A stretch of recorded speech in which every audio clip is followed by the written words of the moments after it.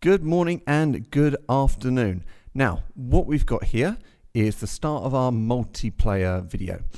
We've already got a scene that looks like this. So if I press play, we're going to see our person. We're directly behind them. If we press shoot, it does shoot. You need to turn to be able to see the bullets coming out, things like that. That is our first issue. We can't really see the bullets.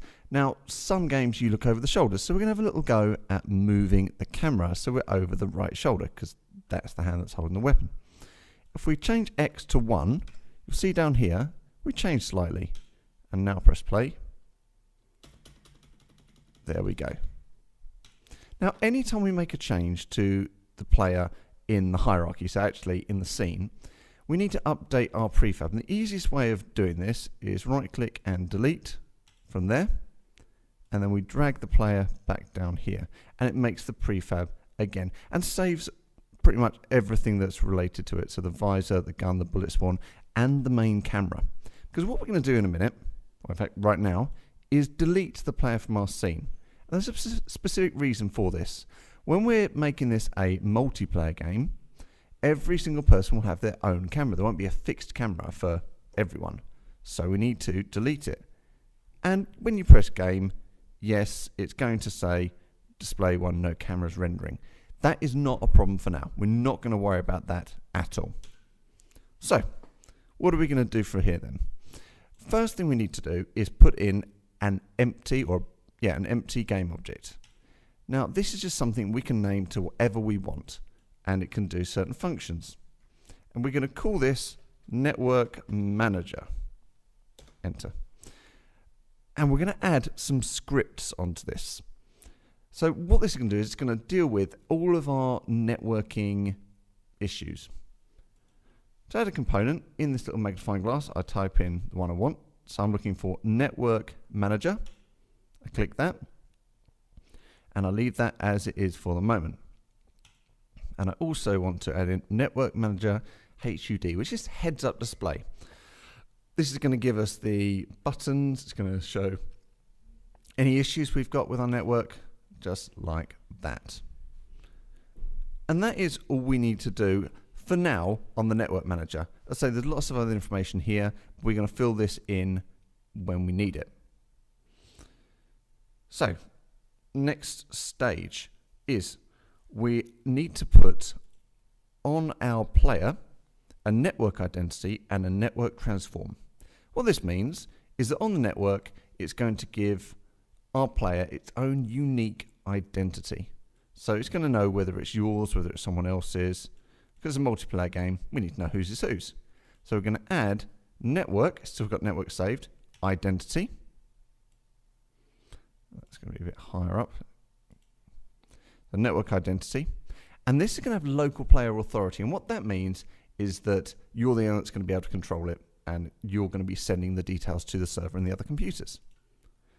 The other bit is we need network transform. And I'm going to set this slider, the network send rate, up to 29. And this will make it nice and smooth and send the information a lot. Network transform is, if you remember at the top, we've got our transform X, Y, and Z. Network transform sends the transform, the X, Y, and Z, across the network to the other computers. And because of the bullet needs to have similar sort of things, we're going to do the same here. You see, I've already put these ones in. The only differences with this are, just going to delete that quickly. We do not need local or player authority on the bullet. Actually, we're going to press space to make the bullet come out, but actually it's going to go straight to the server, and that is going to sort it out. And our network transform, we need it to be set at 0. Now, once you've set the bullet to go, it's going to go in the same direction, the same speed, unless it hits something or it hits 2 seconds. So we don't need to refresh this all the time. So that's it. A network identity, a network transform, but this one does not need local player authority ticked, and the network send rate needs to be at 0. So we've got our two prefabs set up, our player and our bullet. What we need to do is tell the network manager that these are going to be things that can be created on the network. And actually, the word is spawned. So our player prefab, the player that everyone's going to control, is called player. So we drag that into the player prefab. Next, registered spawnable prefabs. Now, these are other things that can be created mid-game, like the bullet. So we need to press the little plus sign and drag the bullet into there. So we've told the game that our player that everyone's going to be is called player, and the bullet is something that is spawned by the game. This is all well and good, but we don't actually have a script that works multiplayer. So we've got player control single player bullet. We're just going to change this script. I'm not going to change the name of it, even though it's a single player bullet, but I am going to change some of the details on it, because it's quite important that we set it to be networked. So, firstly, because we're now using networking tools, we need to add in the line using Unity Engine networking, followed by a semicolon.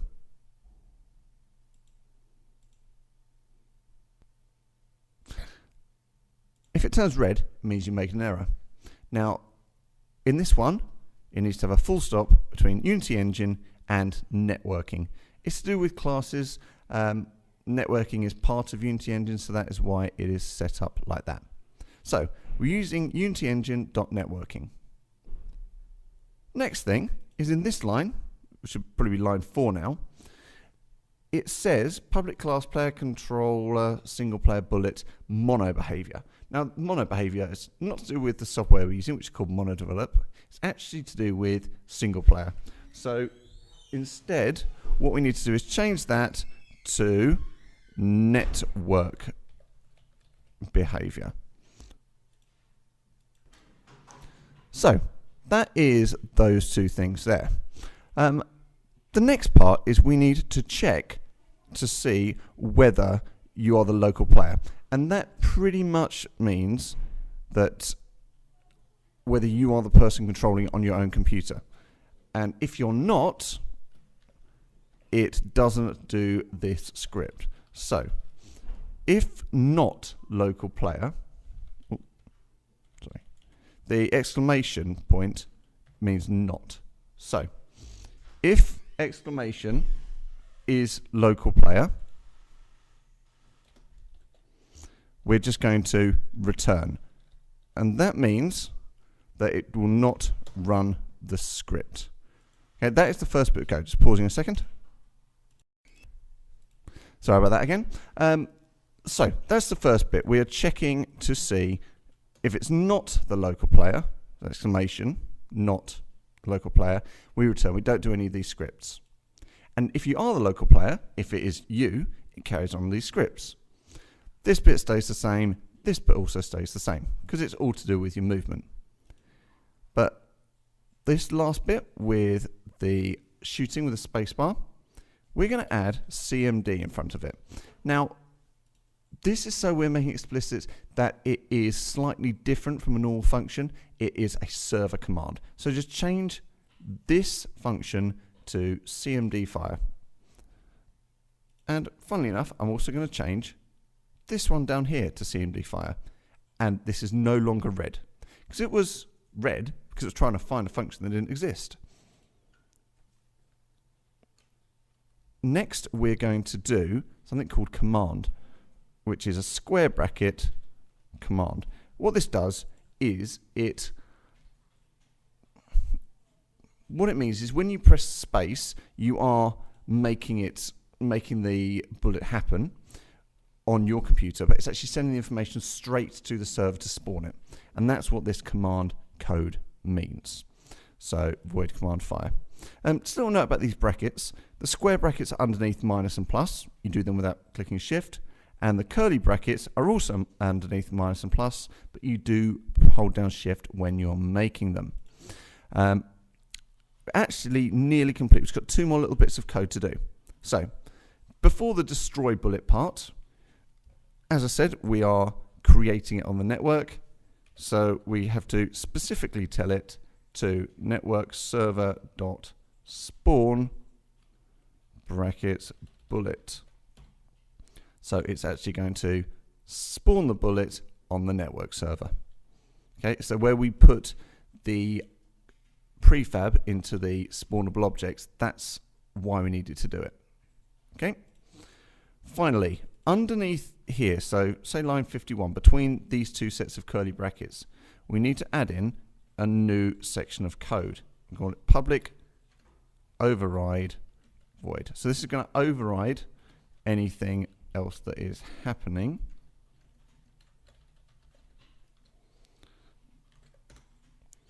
So public override void on start local player. So actually that means when you start on your own computer, do something, curly brackets again, so shift and press on them.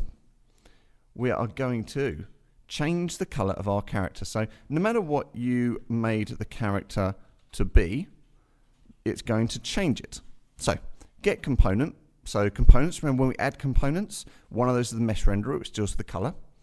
Then we've got to do triangle brackets, which is shift and comma, mesh renderer, then shift and full stop, normal brackets, dot material, dot color in the American spelling, equals color, with capital this time, blue. And it is important the capitalizations here, okay, because otherwise it's not necessarily going to work properly. So let's double check everything is right. Now that should be correct. Let's save it. There we go. So I noticed it was red and I was wondering why on earth has it gone wrong. Often it's a little spelling error. So I've written mesh rendered rather than mesh renderer. And now when I change that correctly, the colors are correct. So that's everything in the code. Public override void, network server, the command bit and the change of the function name in both places, is local player, network behavior, and using Unity Engine networking. And a lot of these codes, if I hadn't used this, you see that loads have come up red because they need that code. There we go. We go File and Save. Let's go back to Unity. So that should have updated. Now we need a few more scripts, and I've actually made these for you. They are on the Unity Assets folder. Go to Unity Assets, and then Multiplayer Scripts. And we're just going to take all four of these and drag them into Unity. First one we want to do is show the get IP. So we're going to go to our network manager because it's kind of a network command. We're going to add a script this time. Let's just delete what's in here. Go to scripts and get IP. Okay? So I say delete what's in there, go to scripts and get IP. Now what this is going to do is it's going to produce your IP address. When you're working on a local area network like the computers in the IT room, every computer's got its own address and we need to know that for networking between them. But we also want to show it. So we're going to create a user interface. If I go to game object UI and text, what we want is this little text box here to actually show us the number of our IP address. And that'll make more sense in a minute once we actually get to the network manager. I want this into the top right. So while text is here, I'm going to name it IP. And you've got this little anchor point here. If I click on it and go top right, it's not actually moved, but the position X and position Y have changed. But we want to set this to -50, -50. And that's going to put us 50 down and 50 in from the top right. So it's always going to be in that position. And that's all we need to do for this.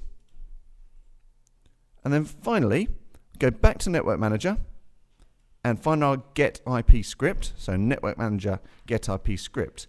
And to make this show, we have to tell this part of the script that it's going to display using this text. So I drag it in to there. And that is going to set the script to output the IP address using this text block here. That should be it. So let's press play. Say that and then go LAN host we are going to have one error. So if I press space, it's going to shoot. Okay, but these bullets aren't going to come across. Remember the one last thing I said that I needed to do? I put in all of these scripts. Let's go to bullet and let's add a component, script, and bullet. Now you won't see any difference here. So we're going to be LAN host again. And the camera comes up because our player's related. Now the bullets don't change here. But our bullet script, if I hover over it, what it says is it will actually delete when it collides with things and then destroy. That's going to be quite important for our multiplayer.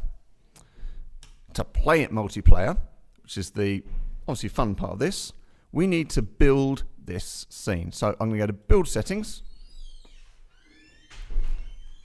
and I'm just going to click on add open scenes and make sure single player is ticked and build.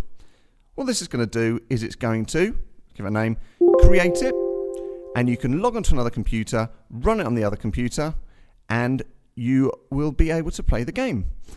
Make sure that when you're on the other computer, you go to LAN client and put in the IP address at the top right up here. So mine's 192.168.30.237, but yours will be whatever it is. First person LAN host, second person LAN client, logged on the same Unity logon, and you'll be able to play the game no problem. So that's the end of the video. Give it a go, and hopefully you'll be able to make it work absolutely perfectly.